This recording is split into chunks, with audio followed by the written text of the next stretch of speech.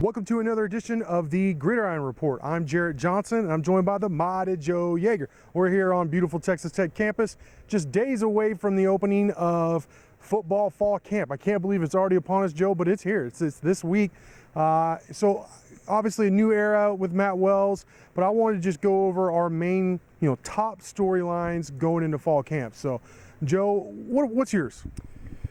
Yeah, it's what I consider to be the most important thing for the team this year, and it may be a difficult thing to detect in this fall camp. But what I've got in mind is basically how these guys develop depth, because to me that's been Tech's downfall, really, ever since Leach has been gone. And there are questions right now, huge questions about depth. I think really at just about every position except for quarterback and running back. So, to the best that we can figure it out, I would like to see how those younger guys are coming along. And, I'm just one of those guys that I would rather have an average starter and an average backup than have a good starter and a bad backup. Sure. Yeah. So I hope, well, it sounds weird, but I hope they have a bunch of average players on this team, Let's hope they have some good starters and average backups. How about that? Eventually maybe they'll be good to great starters, and then good. I think that's the main goal, and really that's college football in a nutshell: is recruiting, developing, retaining your roster. Right? I mean, that's what we're talking about, and that's obviously been a problem in recent years. So it'll be interesting to see how they go about that this year. I think I'm going to go more just kind of as far as positions.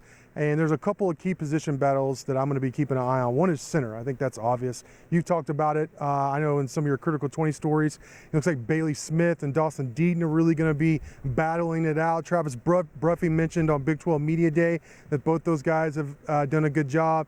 Dawson's coming back from an injury where he sat out most of the spring, but he got some playing time last year. So I'm a little nervous to see. Center's such an important position. You could argue after quarterback, it's right there, So they return all these veterans on the offensive line, but then, center's a big question mark. I've actually mentioned on the board, Joe, I wouldn't mind seeing Jack Anderson get a look there. I know even Coach Wells said during Big 12 Media Days that could be Jack's future in the NFL as playing the center. So I don't know if maybe he was hinting that maybe they'll be looking at Jack here, but I'm definitely keeping an eye on that. Sure. Another Another position group, or I guess you could say positions I'm looking at, are the hybrid positions, the Raider and the Spur, where one is the Spur is the hybrid safety, outside linebacker, where Coach Patterson, the defensive coordinator, Keith Patterson, said it's going to be more like 60% safety and 40% linebacker. And then, the Raider position is going to be defensive end and linebacker hybrid, where it's 60% defensive end. I think it's actually in the meeting room with the defensive linemen. So just to see how they fit some pieces, some young pieces, there's some potential there, but it'll be interesting to see how that works out. Is it Evan Rambo going to be one of those guys? Xavier Benson, is he ready to step up and play Power 5 football? It's going to be interesting to see how that plays out in fall camp, Joe. Who are your, I'm not going to hold you to it. I don't think anybody should. New staff, bunch of new players, new positions, but who are your early favorites for those two spots?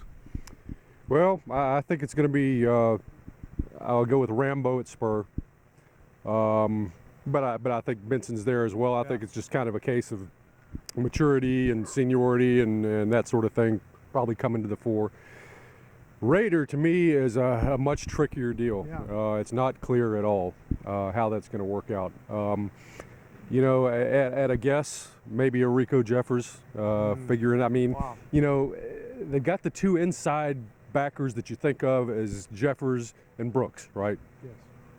But perhaps there's a situation where, maybe Jeffers slides out there to Raider a lot as well. And then you find somebody else to go in there alongside Brooks on the inside. Because, I think from what I've seen of Jeffers and from his size, from a size standpoint, I think he's got the makings of a sort of player who could be a good hybrid outside linebacker / defensive end. And so, we'll see if that plays out at all. But yeah, it's a good question. Yeah, and I think another thing just to throw in there real quick is that a guy like Adam Beck, who's played safety, he's bigger, he can hold up in the running game. He's put on some weight this offseason according to the latest roster update. He's a guy who could, he could play nickel, which is basically what that spur position is going to be in a nutshell. It's kind of a nickel type position. So it'll be interesting to see how that plays out. But Monty Joe, as always, great stuff from you. Thank you all for watching, and until next time.